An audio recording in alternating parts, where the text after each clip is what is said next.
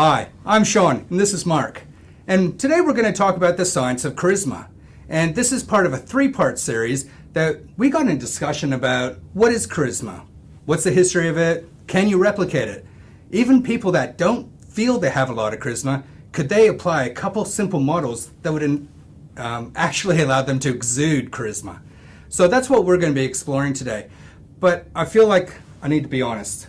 I need to come clean. I think so too. Charisma, it's not a science. Yes. So to give you a little bit of idea why I didn't purposely try to portray you, but Mark, can you give us a bit of a background as to what the definition of charisma? Yeah, sure. So it is, I like what you say there, it's considered a pseudoscience because it's not exact, it's not definite, it's not black and white.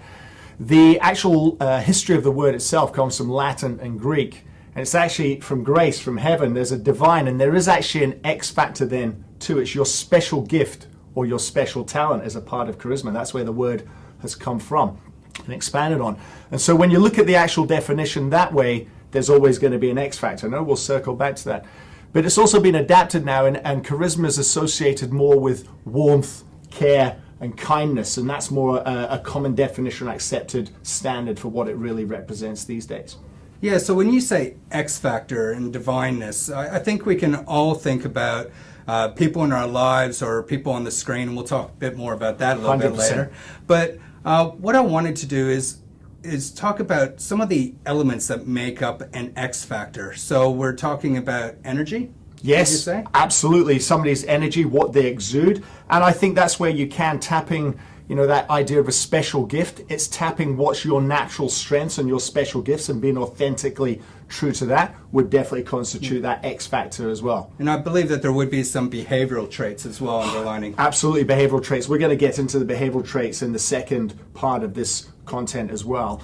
But the behavioral sciences of how we naturally function and what we have a preference to lean towards actually has a play on our natural charisma, I'm going to call it. As opposed to charisma we can maybe learn, adapt and replicate. There's this natural charisma of leveraging who we really are. And that's exactly what we're going to explore over the next couple sessions after this. But before we move on to those sessions, I just want you to think, as we were talking, we talked about X factor, energy, behavioral traits, and you undoubtedly thought of someone, whether it be a movie star or someone in your life, or times where you felt totally empowered and authentic and in the flow of things and felt charismatic yourself, even if it's not innate every day. I want you to grab a worksheet, and you can download the worksheet off of this link. And what the first part is, we want you to think about who were you thinking of? When we talked about X factor and divine and charisma overall, who were you thinking of? And what were some of the traits? Yeah. Why were you thinking of them? Something to add to that is what charisma is not, because that's equally what it is and what it's not. And I think some people can confuse charisma for certain things. A title is not charisma. Status or power in and of itself is not charisma. A fat wallet or being wealthy and rich isn't charisma. That's just some traits, and we want to flag it. And even prettiness and aesthetic surface looks, and especially in the digital world we're in, somebody's not charismatic purely because they look good. It's beyond that. And it's like looking at what charisma is not. And that's something we're going to get into in another couple of the modules as well, is kind of exploring this reality of charisma reality when you're in front of people versus what can you create in terms of charismatic presence on your digital footprint. And both have their play. But don't confuse charisma for title, status, power, money, or looks alone, because they're simply not the same thing. Yeah, that's a really good point. Also on the worksheet, we have the next exercise of you undoubtedly have come across some people that are trying to exude charisma, but it somehow doesn't come off authentically.